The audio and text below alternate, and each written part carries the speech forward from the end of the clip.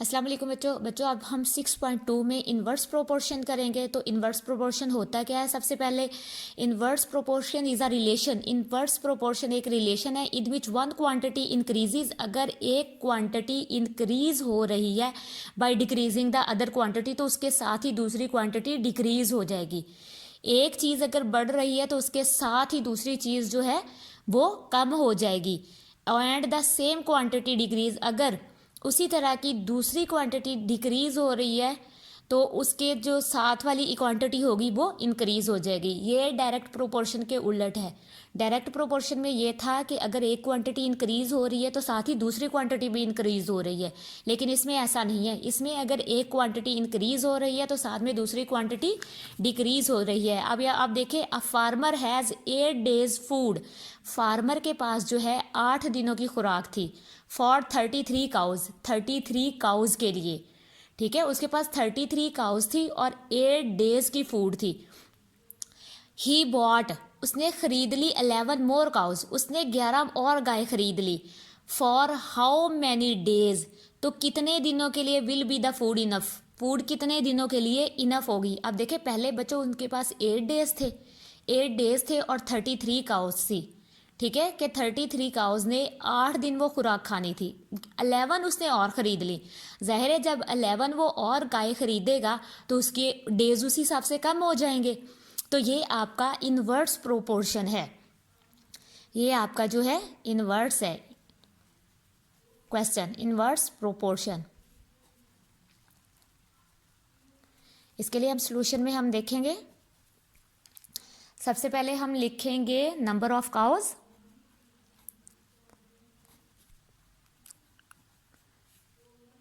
ठीक है, colon sign लगाएंगे फॉर रेशो और डेज, नंबर ऑफ डेज कितने हैं। ठीक है, तो नंबर ऑफ काउज उसके पास है 33।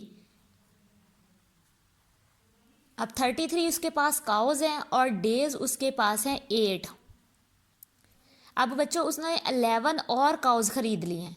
पहले उसके पास 33 काउज थी और 11 उसने और ख़रीद ली हैं। तो हम क्या करेंगे, 33 में 11 जो है प्लस कर देंगे, टोटल काउज देख लेंगे। ठीक है, तो ये 44 हो जाएंगी। टोटल काउज अब हमारे पास आ गई है 44, तो हम यहाँ पर 44 राइट करेंगे। हमने 11 राइट नहीं करना क्योंकि 11 काउज को भी हमने 33 में ऐड करना है। तो टोटल 44 काउज हो गई हैं। और अब वो कह रहे हैं कि बताएं कितने दिन उनकी फूड चलेगी, डेज बताने हैं हमने। पहले 33 काउज थी, ठीक है, फिर 44 हो गई, तो काउज बढ़ गई हैं। पहले 33 काउज 8 डेज में खुराक उन्होंने यूज़ करनी थी। अब 44 काउज हैं तो कम डेज होंगे, तो ये एरो का साइन ऊपर वाली साइड को चले जाएगा। ये है इन्वर्स प्रोपोर्शन। इन्वर्स प्रोपोर्शन में अगर एक चीज़ बढ़ रही है तो दूसरी कम हो जाएगी। अब आप ये देखेंगे कि आपका एरो का साइन जिस साइड पर है वो आपकी अमाउंट नीचे आती है। अब ये देखें 33 आपका ऊपर आ जाएगा, फ्रैक्शन लाइन लगाएंगे, 44 आपका नीचे आ जाएगा, इक्वल साइन पुट करेंगे। ठीक है, अब देखें एरो का साइन 8 की जानिब है तो 8 आपका नीचे आएगा और x जो है, x की वैल्यू जो है वो आपकी ऊपर, यानी x आपका ऊपर राइट होगा। आपने याद रखना है एरो का साइन जिस साइड पर होता है वो अमाउंट हम नीचे राइट करते हैं। ये आपका है इन्वर्स प्रोपोर्शन। तो हम इसमें क्रॉस मल्टीप्लिकेशन करेंगे।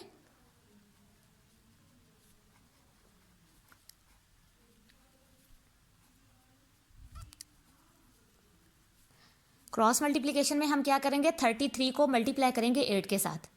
33 multiply by 8 equal sign put करेंगे और एक्स के साथ हम क्या करेंगे 44 को, तो 44 मल्टीप्लाई बाय एक्स। अब हम क्या करेंगे, या तो इन दोनों को आप मल्टीप्लाई कर लें, आप इकट्ठा भी मल्टीप्लाई कर सकते हैं, और अगर आपने नहीं करना तो आप सेपरेटली लिख लें। 33 मल्टीप्लाई बाय 8 डिवाइडेड बाय ये 44 हम यहाँ नीचे राइट कर लेंगे। यहाँ पे देखिए 44 हम क्या करेंगे, इधर x के साथ आ गई वैल्यू। अगर हम यहाँ नहीं राइट करना चाहते तो हम 33 मल्टीप्लाई बाय 8 अगेन राइट करेंगे और 44 को यहाँ ले आएंगे। इधर जो चीज़ मल्टीप्लाई हो रही है यहाँ आकर डिवाइड हो जाती है, x की वैल्यू अलग से आ जाएगी, यहाँ इक्वल साइन पुट करेंगे। बच्चों अभी मैंने यहाँ ये फ्रैक्शन लाइन नहीं लगाई। अब हम कट करेंगे दोनों को एक ही टेबल पे। ये देखिए ये 11 के टेबल में आ रहा है, 11 3s आर 33, 11 4s आर 44। अब ये देखिए इसको इसके साथ कट कर देंगे, 4 1s आर 4 और 4 टू ज़ार 8। तो अब इन दोनों को 3 और 2 को इन दोनों को मल्टीप्लाई कर देंगे। ये आपको समझाने के लिए मैंने लगाया है एरो साइन। 3 टू ज़ार 6, तो x की वैल्यू आ जाएगी 6। ये आपका आंसर हो जाएगा कि आप 6 डेज़ रिक्वायर्ड हैं, ठीक है। 6 डेज़ में वो जो है खुराक जो है उनकी ख़त्म हो जाएगी, ये आपका आंसर आ जाएगा। तो ये इस तरह से आपने इन्वर्स प्रोपोर्शन करना है। इन्वर्स प्रोपोर्शन के जितने भी क्वेश्चन होंगे आप इसी तरह से करेंगे, ठीक है। बाकी जो इसमें क्वेश्चंस हैं बाकी के इन्वर्स प्रोपोर्शन वाले इस मेथड से होंगे, और डायरेक्ट प्रोपोर्शन वाले जो मैंने आपको क्वेश्चन नंबर 6 और 7 समझाया है उस मेथड से होंगे। अगर आपको मेरी ये वीडियो अच्छी लगे तो ज़रूर लाइक करें, सब्सक्राइब करें और अपने फ्रेंड्स को शेयर करें। अल्लाह हाफिज़। अस्सलाम वालेकुम बच्चों, अब है हमारा क्वेश्चन नंबर 9 6.2 का। If 40 workers do a work in 35 days, अगर 40 वर्कर्स हैं और वो काम कर रहे हैं 35 डेज़ में, इन हाउ मैनी डेज़, तो कितने days will be the same work, अगर वो यही काम करते हैं तो कितने डेज़ लगेंगे by increasing the 10 more workers. अगर वो कहता है कि पहले हमारे पास 40 वर्कर्स हैं और वो 35 डेज़ में वो काम मुकम्मल करेंगे, अगर हम 10 मोर वर्कर्स हायर कर लेते हैं तो कितने दिन लगेंगे, ठीक है। तो अब हमारे पास पहले नंबर ऑफ़ वर्कर्स जो हैं is equal two days, number of days, ठीक है।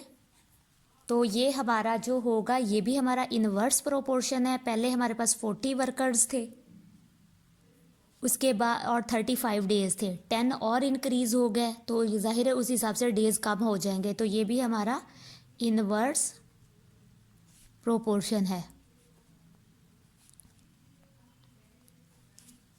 ठीक है।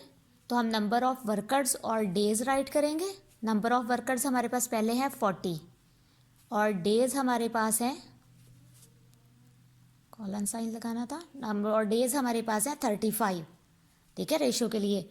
उसके बाद वो कहता है हम 10 मोर वर्कर इंक्रीज़ कर रहे हैं। पहले 40 थे तो 10 और इंक्रीज़ कर देंगे इसके अंदर तो 50 हो जाएंगे, यानी 40 में आपने प्लस कर देने हैं 10 वर्कर्स, तो आपके पास 50 वर्कर्स हो जाएंगे।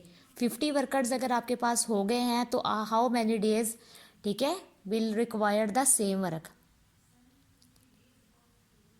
अब आप ये देखें पहले 40 थे और उसके बाद 50 हो गए, तो जिस साइड को बढ़ रहा है एरो का साइन उस साइड को लगाएंगे। अब पहले हमारे पास अगर 35 डेज़ हैं, 50 वर्कर होने की वजह से डेज़ कम लगेंगे ना, जितने ज़्यादा लोग होंगे उतने ही कम दिन लगेंगे। तो ये आपका इन्वर्स प्रोपोर्शन हो जाएगा। अब आप जब आप फ्रैक्शंस बनाएंगे इसकी रेशो निकालने के लिए तो आप 40 ऊपर राइट करेंगे और एरो का साइन जिस साइड को है वो वाली अमाउंट आपकी नीचे आ जाएगी, ठीक है। अब आप यहाँ पे देखें इक्वल साइन पुट करें, एक्स आपका ऊपर चला जाएगा क्योंकि एरो का साइन तो 35 की जानिब है, तो 35 आपका नीचे आ जाएगा। इसी तरह से आप क्या करेंगे, क्रॉस मल्टीप्लिकेशन करेंगे।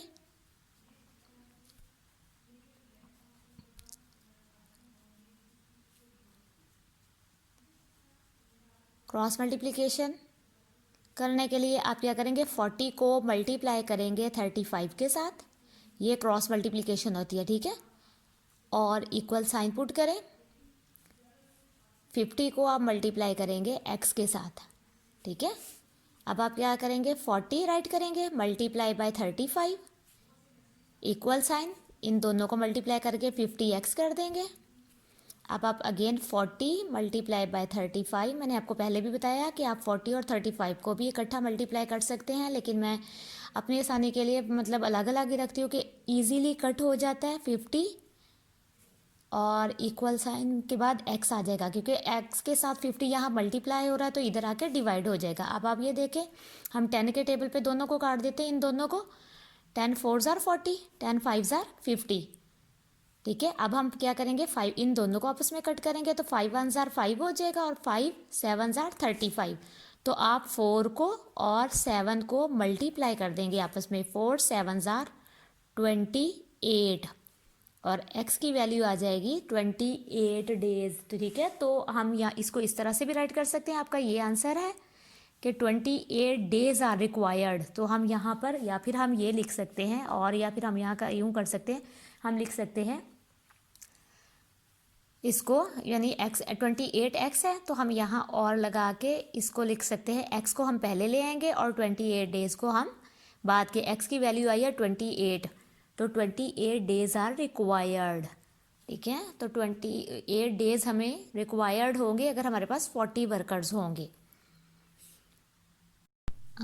बच्चों अब हमारा है question number 10। Rahim paid he servant, Rahim pay कर रहा है 750 rupees for 1 week and 3 days. What amount will he pay him for a month of 30 days. वो कहते हैं अगर रहीम अपने सर्वेंट को 1 वीक और 7 डेज़ के लिए 750 रुपीज़ पे कर रहा है तो वो 30 डेज़ के लिए कितनी अमाउंट पे करेगा। तो बच्चों ये आपका 1 वीक इक्वल होता है 7 डेज़ के। ठीक है, तो अब आप ये देखें, अब वो कह रहा है कि हम वो पे कर रहा है, डेज़ हमारे पास हैं और रेशो में रुपीज़ हमारे पास के, रुपीज़ कितने वो पे कर रहा है। तो 1 वीक इक्वल टू 7 डेज़। ठीक है, 7 डेज़ ये हो गए और 3 डेज़ ये, टोटल 10 डेज़ हो गए। यानी हम 7 डेज़ और 3 डेज़ को प्लस करेंगे तो 10 डेज़ हमारे पास टोटल हो जाएंगे। तो हम यहाँ राइट करेंगे 10। ठीक है, और रुपीज़ वो पे कर रहा है 750। फिर वो कहता है अगर 30 डेज़ उसके पास और हो, यानी 30 डेज़ के लिए वो कितनी अमाउंट पे करेगा। अब हम देखें, पहले 10 डेज़ थे, फिर डेज़ बढ़ गया तो 30, एरो का साइन जिस साइड को बड़ी अमाउंट होगी उस साइड को हो जाएगा। पहले 10 डेज़ के लिए वो पे कर रहा है 750, तो 30 डेज़ के लिए वो ज़्यादा ही पे करेगा ना, तो एरो का साइन एक्स की तरफ को आएगा। ठीक है, अब आप क्या करेंगे, 10 ओवर 30। मैं हर क्वेश्चन में आपको बताती हूँ कि एरो का साइन जिस साइड को होता है वो अमाउंट नीचे आती है। 750 ओवर एक्स। अब आप क्रॉस मल्टीप्लिकेशन करेंगे,